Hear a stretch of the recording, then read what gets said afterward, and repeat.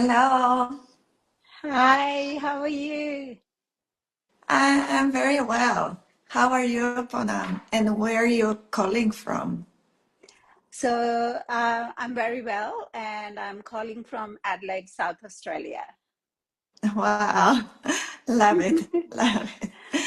I was just saying, because I think the technology interrupted me.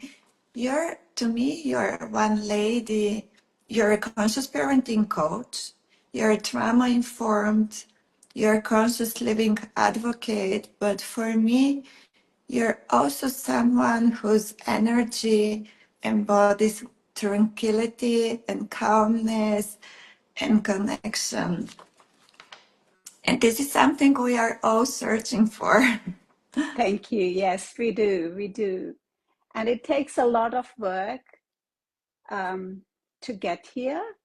I think it's a journey.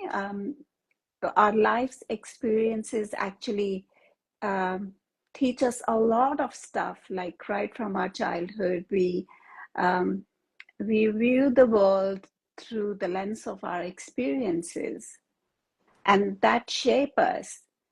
Um, but then at some point in your life, we need to, like, this is my experience, not like propagating that everyone should do it, but at some point, you need to take ownership of how you are interacting with the world and reflect on your own actions, because that's the only thing that you can control. So when you start reflecting on your own actions, that's when you realize that um, there is so much unlearning to do from the experiences that life has provided us, and uh, that has shaped our view of the world. Um, and that's what I think consciousness is, to be conscious of how we are interacting with the world and how we can make it better, like from our side. I completely agree with you because for me, to be responsible for our own actions and for our Correct. own life, Mm, this is the biggest shift. And mm, it seems people say it's a lot of work, and I also believe it's a lot of work, but it's a lot of freedom and yes, yes, liberation and happiness and joy. yeah, yeah. I was reading a book. I don't know if you've read that book. It's called The Presence Process by Michael Brown. And the phrase that stuck with me is, the only way out is through it. So when you're unpacking and unlearning, it feels painful in the moment, but when you are out on the other side, it's very liberating and joyful. Like, you experience life at a totally different level, because then you are conscious of the choices that you're making. But before that, um, you know how our nervous system is recording all the experiences. We are operating from the subconscious, not the conscious. So there are things that we do, that there are ways that we respond to our children, to our partners, to our colleagues, our friends. And sometimes, when you come back home, you think, why did I do that? But we don't realize that our subconscious just jumps in and sits in the driver's seat, Mm-hmm. and we are not making conscious choices. I mean, I think for me, the first step was when I figured out that I was not in charge. My subconscious was totally driving how I was interacting with everyone, including my children. And that was the first step, when I realized, oh, I have the power to make a conscious choice. I can choose differently. I don't have to just copy the patterns that the form world has given me. I can write my own story. I can be different. And that in itself is so liberating, because then you don't become the victim. You become the owner of your fate, of your everyday interactions, of your responses, and you're no longer reacting from how our nervous system has been trained because of our experiences. And that's why childhood experiences are so important. Like, they are shaping the future adults. We all are shaping the future adults in terms of our children. And it's a very, we don't realize it, but it is a very profound job. Like, it is a big responsibility, because our interactions, like all caregivers, our interactions with our children will shape how they will respond to the world when they grow up. And then as a community as a whole, you know how we are all one, it's one life. The whole community is raising the children of tomorrow. And when more of us become conscious, when, like, the global summit that you have initiated, like, it's such a big project, and it is such a good service to humanity and community, because as a whole, all of us from all parts of the world are bringing our experiences to this summit to make people aware of the big responsibility that we have of raising our children. And there is no manual for it, you know. There is, we don't get a degree as a parent before we start parenting. We just jump into it. Yes, thank you so much, Poonam, for your beautiful words. And yes, it's our responsibility together to do it, because Yes. sometimes alone it's much more difficult. And I really want to go back a little bit to this subconscious, because I think deep there is our need to control, because when we operate from subconscious, we have this, at least for me it's like this, we have this feeling that we are losing it, so we try to control everything on the outside. But what really helps is to go back in ourselves and try to learn and to connect and to become conscious of what we are doing and what we've learned so far. So basically, when we are growing up, like, I'll give you a simple example of how our subconscious gets trained. Mm-hmm. So, let all of us will remember this in our childhood. Um, there have been times when our parents have said to us, if you don't do this, I won't talk to you. Something very simple, like we don't even notice this. Mm-hmm. But if we unpack this, what message are we giving to our child? So if we unpack this, we are telling our child that if you don't do what I like, then I can withdraw my love. So the child and gets this the is message that and this is so painful. this is heartbreaking. And Yeah, I have done that to my children, I think, when they were growing up. I could feel it in my Because, entire body. Like when you're saying this, like my entire body is like resisting and feeling like in yeah, a cage. yeah. And then the child very quickly understands that they have to please you in order to keep that love coming, because they want to be loved, seen, and heard. That's our basic need, all of us. And children Mm-hmm. more so, because they're so dependent on their caregivers. They can't escape, they can't go anywhere. The only love that they get is from their caregivers. So just that one simple example shows you how they learn to pretend, they learn to please us so that love is not withdrawn. So, one, they learned that whoever they are, their authentic self is not accepted. They have to perform, they have to be someone different to please us. Two, that love is conditional. It's not unconditional. If they need the love, they have to do something to get it. So they have to work for getting the love. And it sets in so early.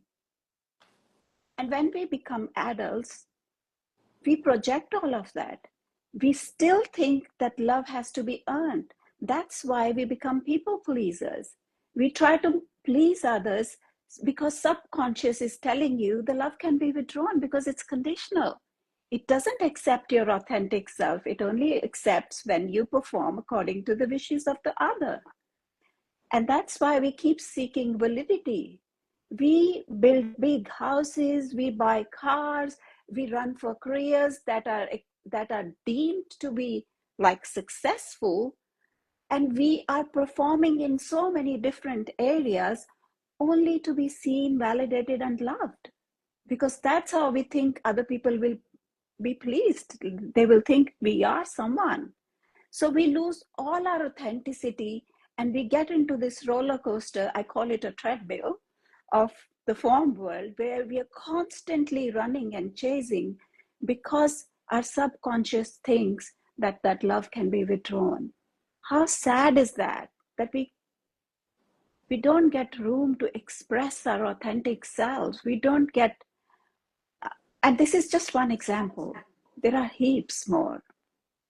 Like And we tell, yeah, go ahead. and you touched on something very, very huge for me, because the biggest why we tell them we love you unconditionally, because we Yeah. don't realize, but we start wiring them from the beginning. And for me, only becoming conscious that it's so difficult for us to love unconditionally.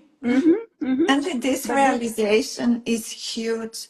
And yeah. yeah, sorry for interrupting you, but I was wondering, I know it's very difficult to love unconditionally, but what do you do instead of saying, oh, do this or I will withdraw my love? What can parents do? Because I think they need to replace it with something, and it's very difficult for them to find what to replace it. Definitely. So I'll just go back a little bit when you said Yeah. it is very difficult to love unconditionally. It is difficult to love unconditionally because we never received the love unconditionally. So we Mm-hmm. can't give what we don't have. So the first step is to start loving ourselves unconditionally and to unpack our own patterns, to understand where did I find the need to tell my child that I'll withdraw my love if you don't do this. So there is a lot of unpacking to do here. But for simply as a starter, like you asked the question, what can they do instead? They need to do their work. They need to become who we want our children to become. And that is a journey. Like I said, I've been on this journey since 2018. And it's a process. You can't fast forward it. You have to go through it. But as a starter, I would say if you want your child to do something, you need to make them understand why we need to do it, but never withdraw the love. Like if Mm-hmm. they are, let's say you're setting a boundary, for example, your child wants to go to the park. And once you're at the park, you tell them, we've been here an hour, let's go back home. And the child is having fun. They're enjoying, they're playing with their friends. They don't want to come back home. And in your mind, you're thinking, I need to go home. I need to cook. I need to feed this child. I need to put them to bed. And you are bound by time, but the child doesn't understand that. So you have to have firm boundaries. At some point, you could say, in 10 minutes, we have to go home because we need to go do this, this, this. But don't say that you're not going to talk to them or they're going to be punished for this or they are going to be reprimanded for this or there's a consequence for this. You just say, this is what we need to do because of this is this. And children being children, in 10 minutes, they might not still be ready. But you create the firm boundary and just say, now we need to go. And if they are upset, you say, I understand you're upset because you're having fun and you don't want to go home. I understand your feelings, but we need to go home. So you do that with compassion. You do that with all the love. You do that without losing connection. So Yes. you're still doing what you need to do, but you do it with love. And sometimes I even go a step further because sometimes it's important to go home, but sometimes it's fair and it's conscious to see it's a very beautiful day, and sometimes the child is more right than we are, and it's Yeah, more beautiful to stay in the park than go and wash the dishes. They can, but yeah, it's so I think it's very important sometimes to be also a little bit more playful and not to get stuck to our views and beliefs and what we yes, need to yes. do. Yeah, you're very right. We have forgotten to live in the present moment. We are constantly in future or past, so we are constantly thinking, what do I need to do next? And we are too practical, but we are not joyful. We are not playful, like you said. And we don't enjoy the present. Like we fail to be present. And presence is the key. Being present in that joy with the child is the key. And what happens with my children when I respect their decisions sometimes, not all the times, of course, then I teach them how to respect my decisions. So later on, like on another day when I say we need to go, I have this work to do, they really respect my decision because they know Yeah. other days Mm. I'm very honest and fair with them.